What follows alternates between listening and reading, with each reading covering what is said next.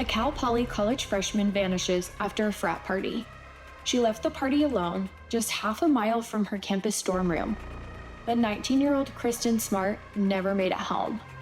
She was last seen walking on campus with a fellow student guiding her down the sidewalk. He claimed they parted ways near his dorm building.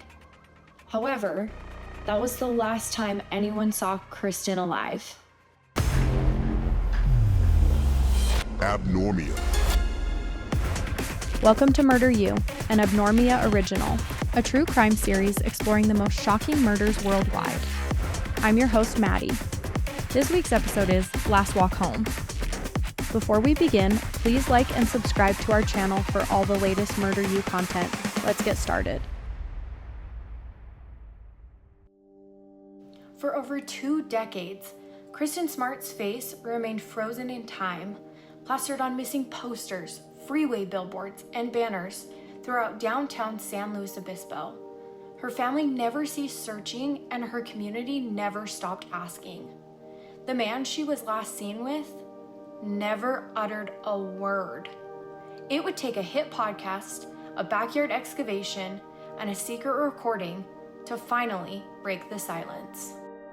Kristin Denise Smart was born on February 20th, 1977 in Augsburg, Bavaria, West Germany, to Stan and Denise Smart, who were both teachers for children of American military personnel stationed overseas.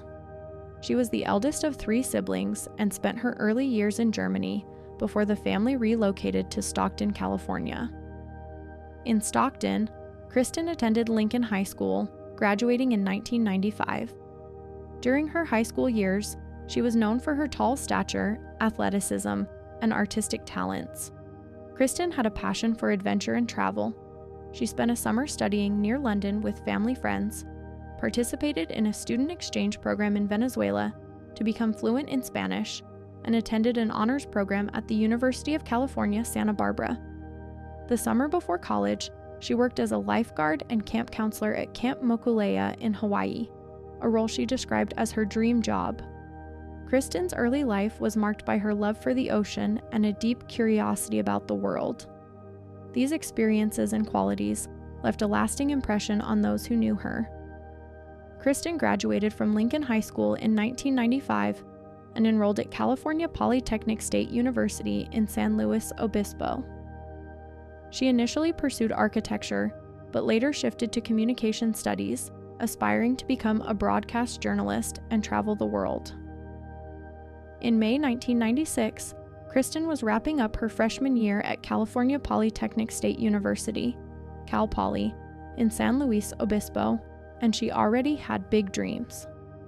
That Friday night, May 24th, 1996, marked the beginning of Memorial Day weekend, when the campus became quiet. Some students return home, while others head to the beach. Parties kick off early and continue late into the night. Kristin and a friend decided to attend a party at the Sigma Chi fraternity house. It wasn't a huge event, more of a low-key gathering a few blocks from campus. Kristin wore black running shorts, a gray crop top, and a red Adidas sweatshirt. She didn't bring her purse or any money, just herself. Multiple witnesses said Kristin didn't seem steady on her feet as she left the party.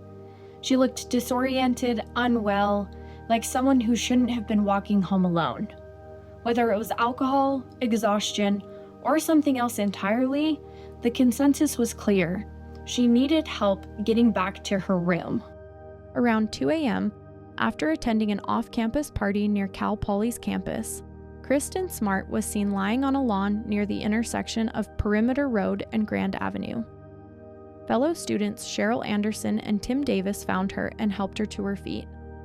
Davis left shortly after because he lived off campus. Anderson continued walking Kristin back toward her dorm when Paul Flores, another student who also attended the party, offered to help. Paul walked the rest of the way with Kristin and later told investigators that he left her when he reached Santa Lucia Hall, the dorm where he resided. Forrest said Kristin continued walking to her own dorm as they parted ways. However, Kristin Smart never made it to her room. She didn't call her parents that weekend, and when Monday morning came, no one had seen her. When Kristin didn't show up for a planned activity that weekend, her friends were worried, but campus police weren't. It was Memorial Day, a long weekend, students were coming and going, and she was a 19-year-old independent woman. Maybe she left town, they said. Maybe she needed space. This lackadaisical attitude towards a potentially missing student would have significant repercussions. It would be days before the search really began. By then, the trail was already cold. But from the start, one name stood out. Paul Flores, the last known person to see Kristin alive. The student who said he walked her to the corner by his dorm. The very person the other students trusted to see Kristin home safely. Mind you, I don't want to assign blame to those students. It's easy to forget there are dangerous predators lurking around campus, and Paul Flores seemed like the perfect gentleman. Paul Flores was born in 1976 and raised in Arroyo Grande, California. He attended Arroyo Grande High School, where he was known to be a somewhat quiet and socially awkward student. After graduating, he enrolled at California Polytechnic State University in San Luis Obispo in 1995, where he majored in food science. Before Kristin Smart vanished, there were already signs that Paul Flores made women uncomfortable. Several former classmates from Arroyo Grande High School and Cal Poly later came forward, describing him as creepy and overly aggressive, particularly toward women. Some said Flores would lurk near parties or social gatherings, often trying to force unwanted attention on girls. One Cal Poly student recalled that Flores had a reputation for following women and making inappropriate comments on campus.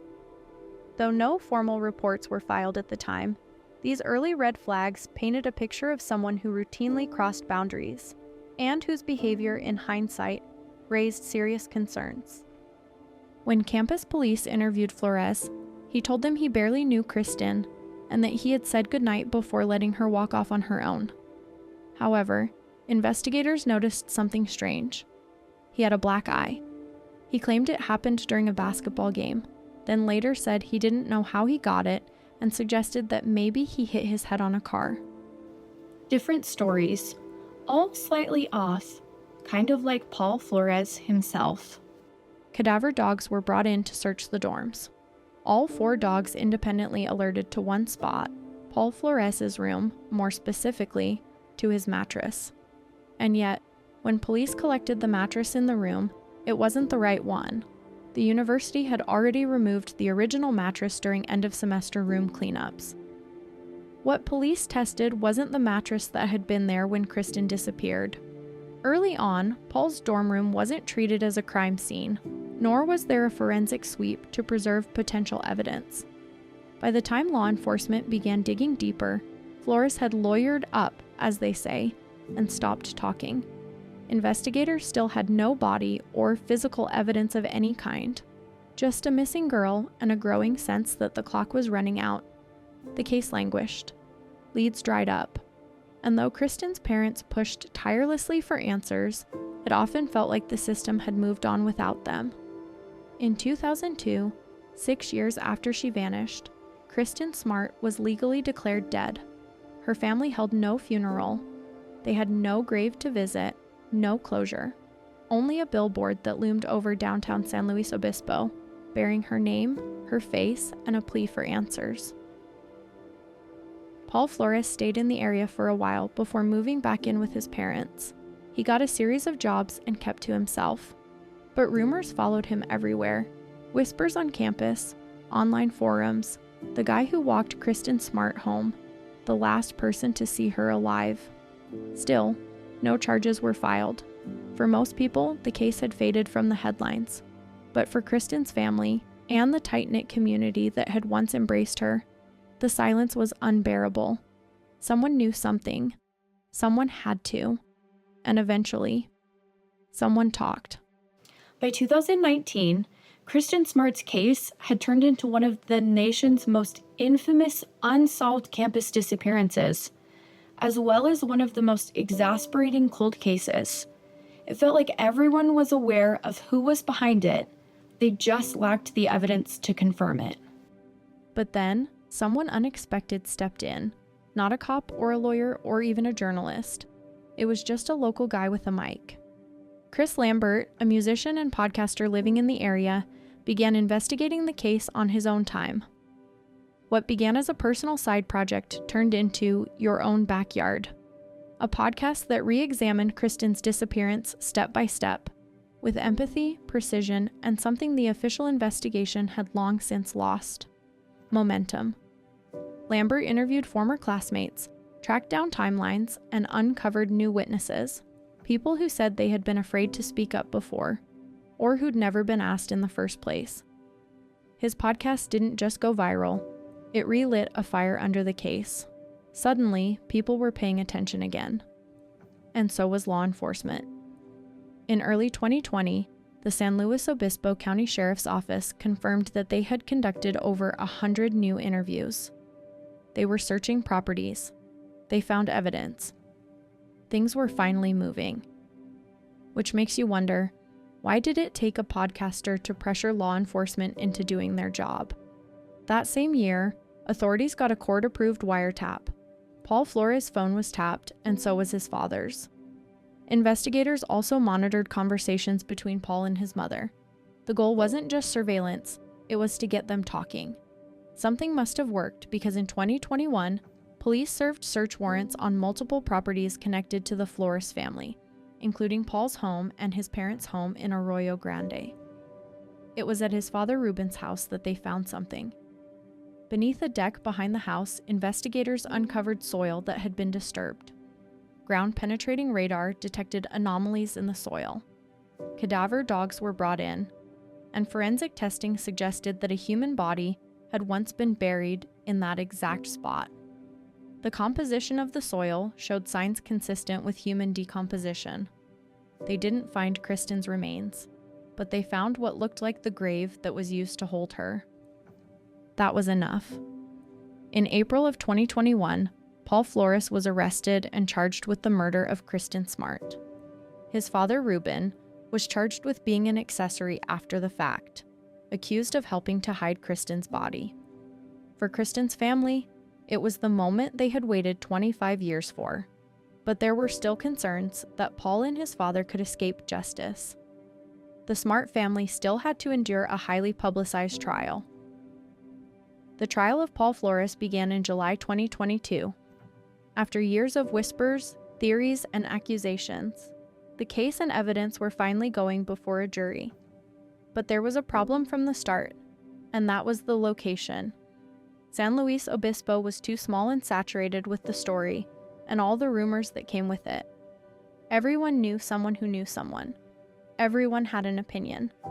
So the trial was moved to Monterey County, where a new jury pool could be selected without the same community connections.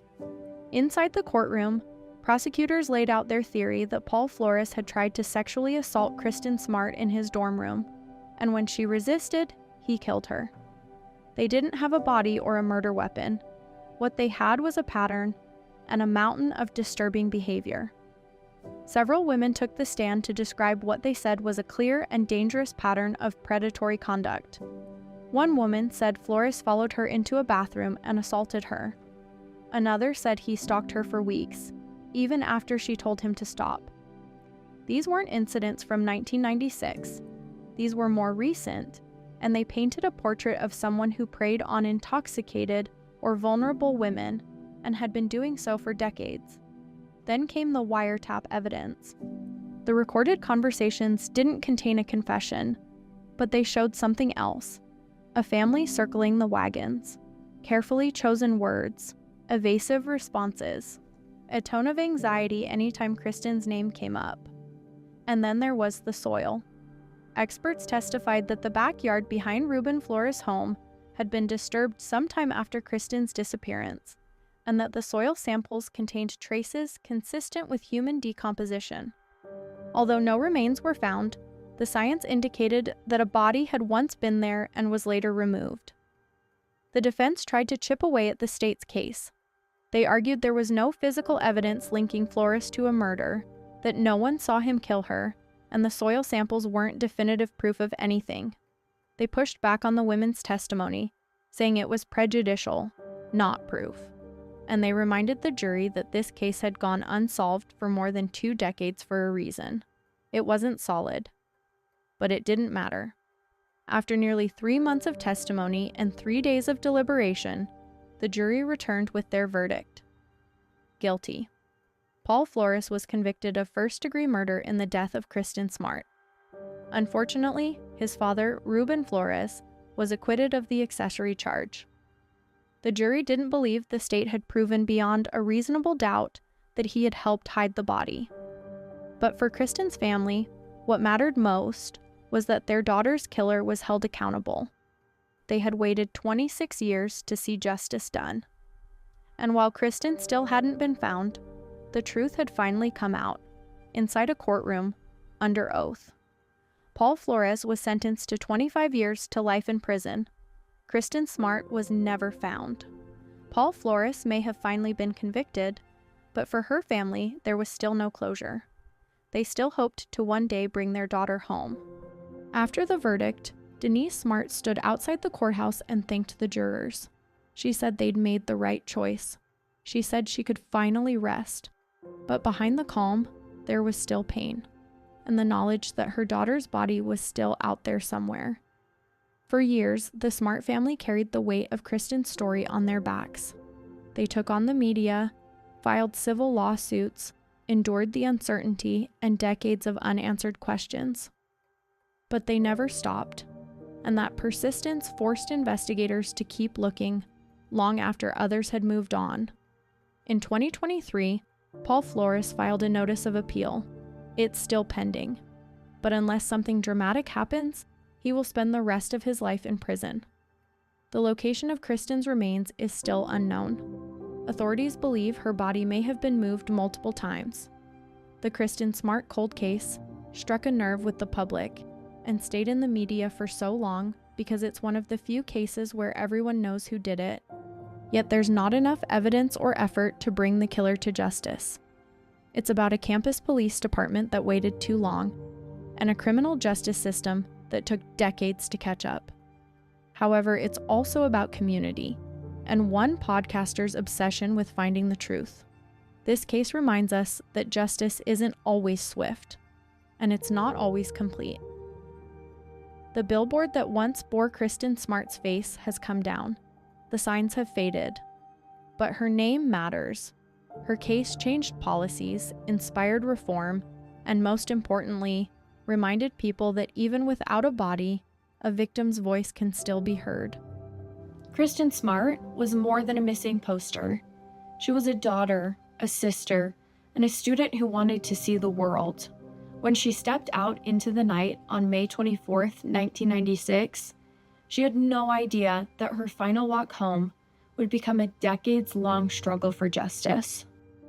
Thank you for joining me for this episode, and please remember, if you or someone you know needs help, advocates at the National Domestic Violence Hotline are available to speak confidentially with anyone in the United States who is experiencing domestic violence, seeking resources or information, or questioning unhealthy aspects of their relationship.